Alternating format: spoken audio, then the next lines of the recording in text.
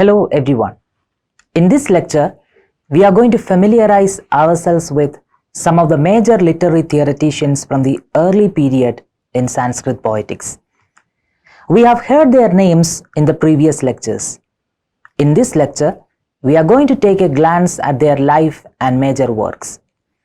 The major literary theoreticians from the early period who we are going to familiarize ourselves with include Pabaha, Dendi, Uthada, Ananda, apnagupta, kuntaka, kramendra, mahima, poja and mahmuda.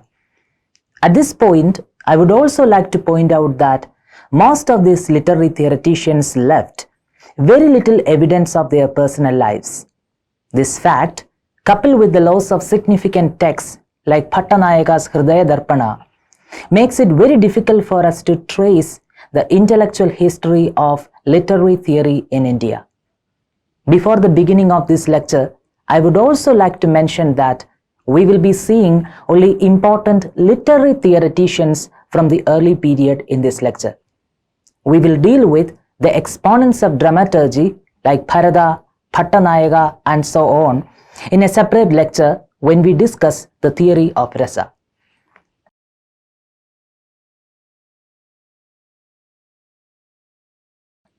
The first literary theoretician we are going to take a look at is Pabaha. He is believed to have lived in Kashmir around the 7th century. We know almost nothing about Pabaha other than the fact that he could have been a Buddhist and a contemporary of Dendi. Pabaha's magnum opus is Kavyalankara. In Kavyalankara, Pabaha primarily focused on the various categories of alankaras or figures of speech to understand the nature of poetic language. Other than Kavyalankara, he is believed to have written Prakrit Manorama, a commentary on Vararuchi's Prakrit work. Pabaha is often considered the founding father of Sanskrit poetics, and the fact that later theoreticians like Ananda and Apnagupta caught him with respect is evidence enough of his stature in the field of poetics.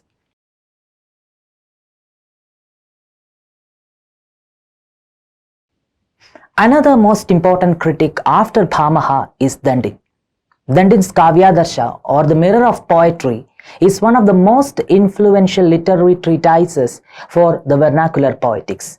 We have seen this aspect in our previous lecture. Scholars believe that he was from South India and was a court poet of the Pallava kings.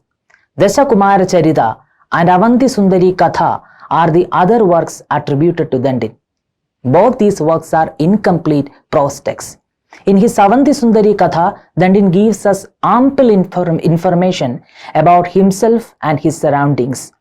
According to the description given in Avanti Sundari Katha, Dendi's great-great-grandfather Damodara was a court poet in the palace of King Simha Vishnu in Kanchi. Damodara had 3 sons and his middle-born Manoratha was the great-grandfather of Dendi's. Manoratha had 4 sons. Manoratha's youngest son, Veeradatta, married a Brahmin woman named Gauri. They had several daughters and eventually a son was born to them. His name was Dendi. Dendi lost his mother at the age of 7 and his father shortly thereafter. As an orphan, Dendi had to flee Kanchi because of an enemy invasion. He was finally able to return to Kanchi only once peace was restored. According to scholars like Yigal Bronner, although these biographical details of Dendi in Avanti Sundari Katha was initially greeted with some suspicion, there is now a wide consensus that a single Dendi authored all these works at the Pallava court in Kanchi around the end of the 7th century.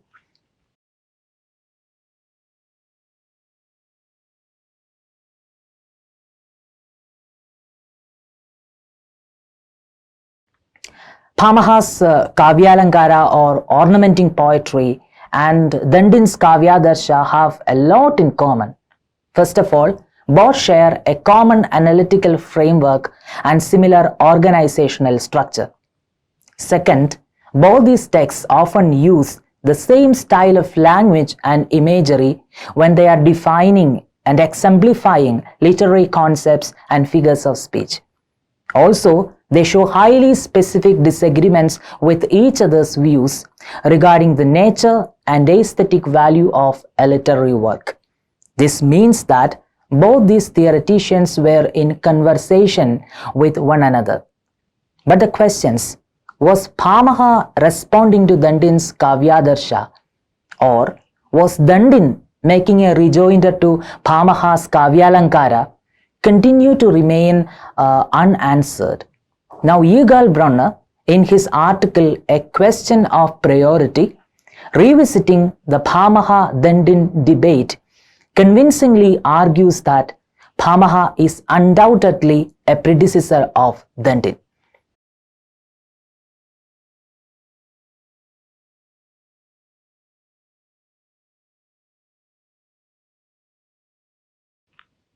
Uthada is another major figure in the line of critics who devoted their attention to figurative language in poetry. He was the chief poet in the court of King Jayapitha of Kashmir. Uthada's major contribution was the Kavya Alankara Sara Samgraha, or a compendium of the most important figures of speech in poetry. It is believed that he wrote a commentary to Bharada's Natya Shastra and also a commentary to Pabaha's work titled Pabaha Vivarana. Unfortunately, both these works were lost beyond recovery. Scholars like Jacobi think that he was the first to elevate the concept of rasa to the soul of poetry. We will discuss this point in detail later when we discuss the idea of rasa.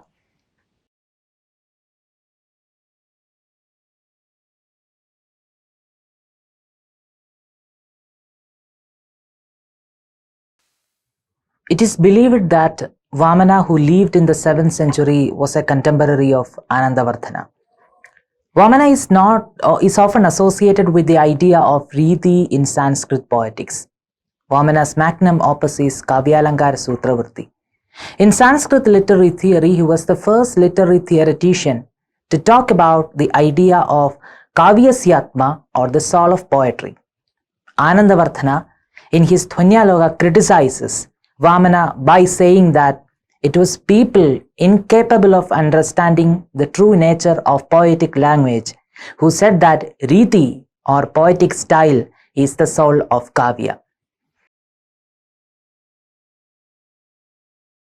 Ruyaka was a leading intellectual in Kashmir in the first half of the 12th century. Ruyaka's father Tilaka was also a literary theoretician. His magnum opus is Alamkara Sarvaswa, which earned him the reputation as the greatest authority on tropology in the century since Mahmuda wrote his famous textbook Kavya Prakasha. Ruyaka had also written a treatise on Mahmuda's Kavya Prakasha and also on Mahima Bhatta's Vyakti Viveka. It is also believed that he is the teacher of the poet Manka. In his Rasa Reader, Pollock succinctly summarizes the contribution of Ruyaka in poetics. According to Pollock, Ruyaka's significance for the history of aesthetics lies in part in being an early witness of the emergent consensus on some key elements of the Rasa discourse. One is a basic outline of Abhinavagupta's theory of Rasa, which Ruyaka offers in his commentary on Mahmuda. Another is the recording of the notion of Vyakti, or manifestation. He is the first to reflect systematically on Mahima Bhatta's idea of Vyakti. Pollock observes, Anandavardhana was the first to introduce this concept to make sense of how literary texts produce the idea of an emotion. Abhinava transformed Ananda's manifestation of emotion in the text into a manifestation of emotion in the heart of the sensitive speaker or reader. Ruyaka explains and defends this new signification vigorously. Ruyaka, without knowing much about this transformation, levels a full-scale critique against Ananda's original conception.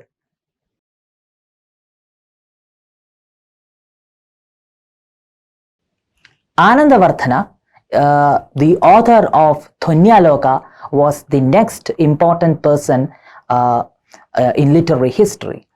Anandavardhana was a philosopher, literary theoretician, and a poet all rolled into one. He is considered to have forged a new path in Sanskrit poetics by conceptualizing the idea of Dhvani, which became the most important theoretical concept after rasa in Sanskrit poetics. He too was a native of Kashmir and was fortunate to have lived during the rule of King Avandivarman in the 9th century, and it is considered the best days of literature. Kalhana's Raja Tarangani considers Anandavardhana as one among the 4 stalwarts in the court of King Avandivarman in Kashmir.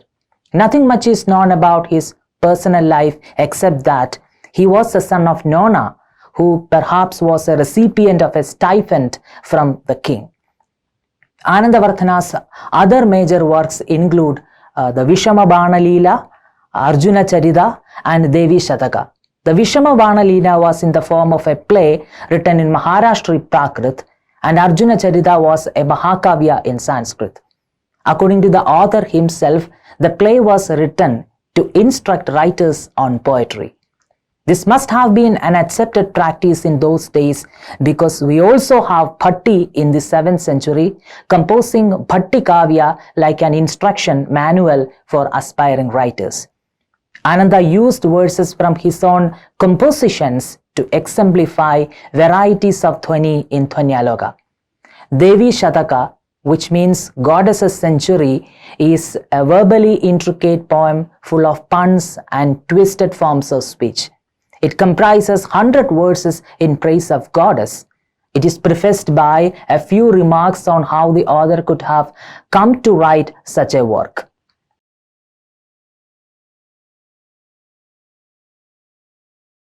The name that's often associated with Anandavardhana is Abhinavagupta. Abhinavagupta was a multifaceted genius who lived during the second wave of intellectual glory that Kashmir saw in the latter half of the 10th century. He was a Shaivite, philosopher, poet, and literary critic.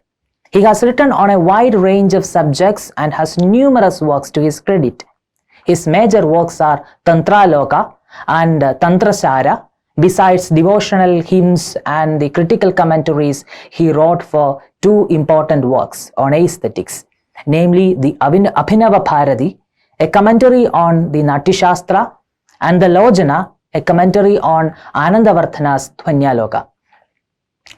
His greatest contribution was that he was able to merge the concepts of rasa and dhvani in a manner that had not been attempted until then. Abhinavagupta's major area of interest was philosophy, and we can often clearly see how his philosophical principles impacted his perception of literature and literary appreciation. Sheldon Pollock points out that Abhinavagupta's theory of aesthetic consciousness shares many traits with his theory of liberated consciousness. He was undoubtedly a multifaceted genius, an embodiment of the qualities that would much later occasion the term Renaissance man. Unfortunately, this philosopher aesthetic remains somewhat obscure compared to other figures like Adi Shankara. The next critic we need to talk about is Kuntaka. Kuntaka, who lived in Kashmir in the 10th century, is the author of Vakrokti Jivita.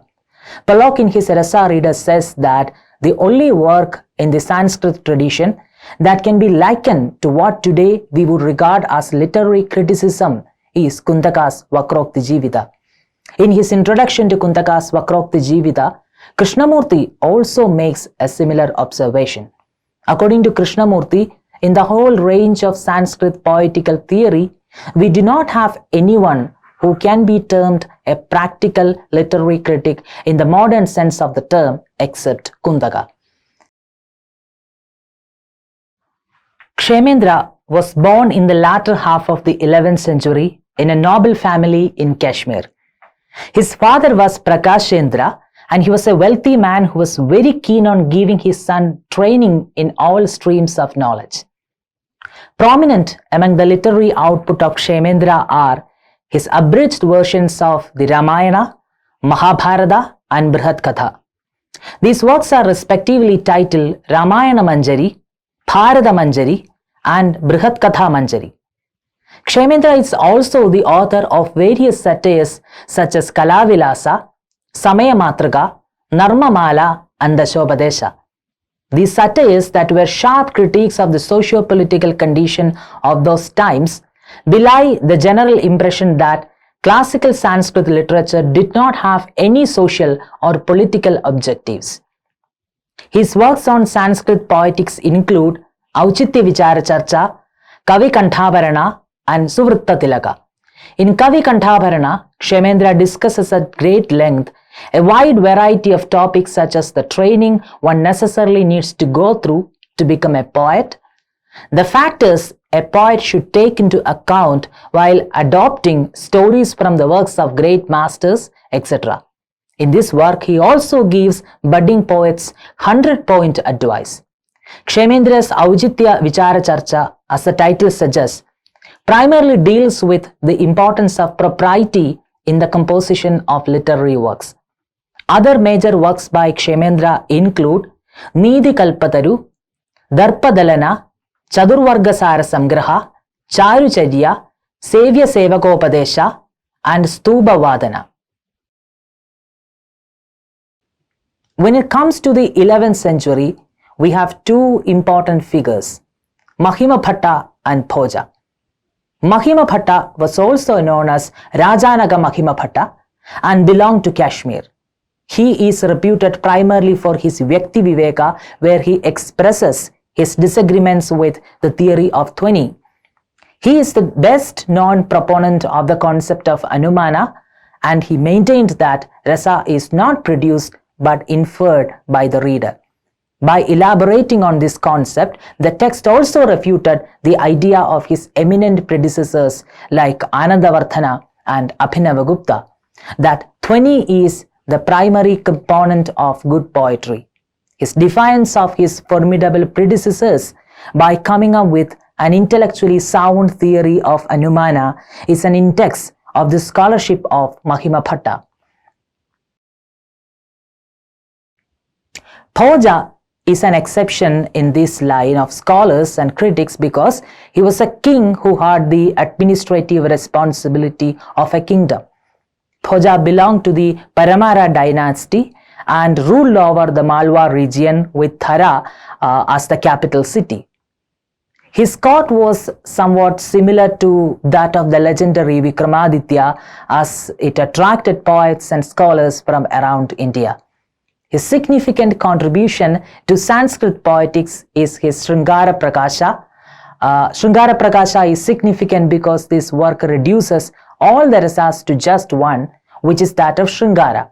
Poja's theory was that this was the basic emotion that motivated all other emotions, and all the human emotions were derivatives of Sringara. This was a radical departure from the catalogue of 8 rasas that was drawn up by the pioneer Bharata. It is no wonder that the work was controversial and not readily accepted by later scholars like Mallinatha in the 15th century. Another important work of Poja is Saraswati Kanthabharana. Mahmuda was a Kashmiri Pandit who lived in the 12th century. Next to nothing is available about his personal life. The legend has it that he had travelled from Kashmir to Benares for his studies. Bhimasena Dikshita gives us some glimpses into the life of Mahmuda in the introductory verses of his commentary on Mahmuda's Kavya Prakasha. According to Dikshita, Mahmuda was the son of Jayada. His younger brothers Kayyada and Uthada were also great scholars. Kavya Prakasha, the magnum opus of Mahmuda, is divided into 10 chapters called Ullasas. Kavya Prakasha opens with a definition of literature and then discusses the linguistic modalities underpinning a kavya. the ontology of aesthetic emotion, different powers of a shabda, including the idea of dhvani, poetic merits and flows, and figures of sound and sense. It is important to note that thousands of manuscript copies of Kavya Prakasha were available all over India. It also attracted many commentaries from scholars from different parts of the country. This was a trend which began in the mid-12th century and went on till the 18th century.